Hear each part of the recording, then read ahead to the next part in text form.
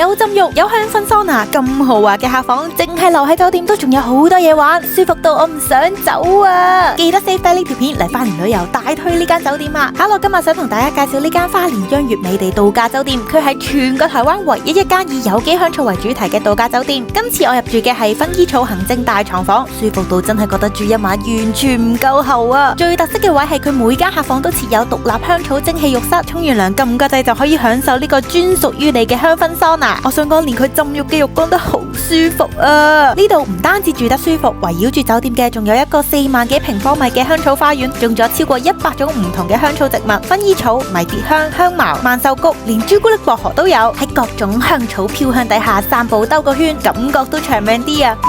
呢度嘅香草部分採摘之後會直接用喺酒店嘅餐點上，就好似夜晚我哋食嘅有機香草飼養格雅雞火鍋，無論係香草定係隻雞，都係佢哋自家種植同養殖，最新鮮最自然之餘，亦都係為低碳飲食出一分力。呢份理念我覺得好值得支持。呢度除咗環境非常之靚之外，佢仲有各種嘅活動，例如瑜伽、香草廚藝班、香草迷宮導覽、泡茶體驗、山泉水療等等，淨係留喺度都夠你超幾日啊！而家仲有國際旅客限定嘅住宿優惠，詳情記得留意 caption 啦。想知道更多花蓮好玩好食嘅地方，記得 follow 我啊！